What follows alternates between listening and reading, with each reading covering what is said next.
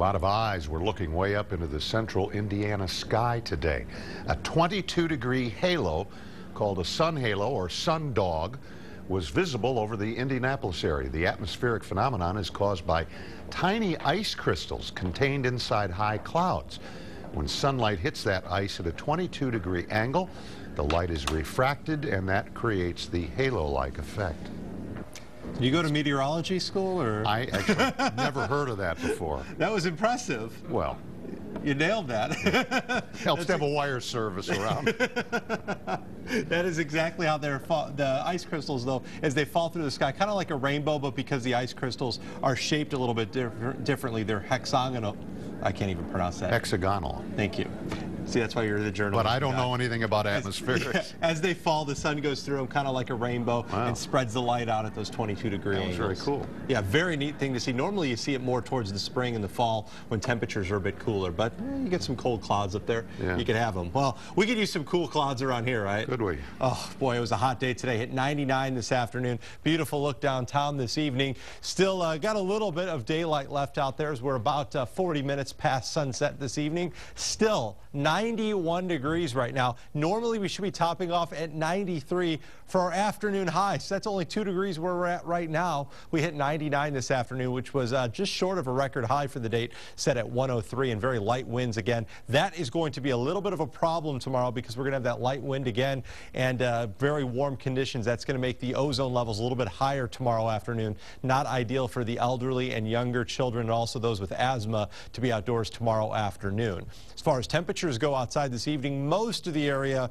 is cooler than here in Austin. We've still got a lot of upper 80s on the map. 84, a little bit more comfortable. San Marcos, 81 right now in Fredericksburg. And high pressure still in command of our weather and will be for the next couple of days. So we're going to see mainly clear skies. Got a little area of disturbed weather, a little low, kind of drifting along the Texas coast this evening. And that's actually getting a little bit of dry air. And on the western side of this tropical storm, Debbie, you notice most of the moisture in the cloud cover, center circulation right about here, and all of the moisture and cloud cover is off on the eastern part of this storm right now. So that's where we're going to see the moisture right now. But as this system begins to move northward a little bit tomorrow, I do expect to see some of this moisture wrapping around it. Also, as this little low kind of slides off towards the south near Mexico, that will allow more moisture to wrap around Debbie. So eventually she will start to get a little bit better organized. Still, winds are at 50 miles an hour right now. Now, here's the big question. Where is Debbie going to go? And the forecast models really aren't of huge help right now. You can see we've got forecast model tracks into deep South Texas and pretty much the exact opposite direction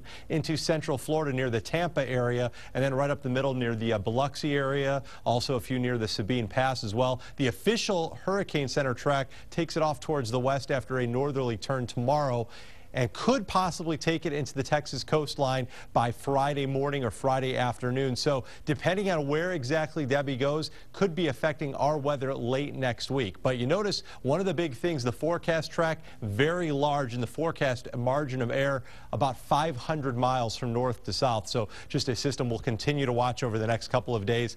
As of now, I'm going to keep rain out of the forecast for late next week, but we're going to be keeping an eye on it. So tonight, 74, though, going to be a warm evening with light winds. We'll see temperatures picking up to 102. That's not a joke. 102 tomorrow afternoon. And if that's not hot enough for you, we've got a couple of 103s on Monday and Tuesday. Cloud cover will start to return a little bit as we head through the work week. That'll gradually cool temperatures. We'll be back down to 99 on Thursday. And with the anticipation of Debbie closer to our area late in the week, I've lowered temperatures and increased clouds just a bit.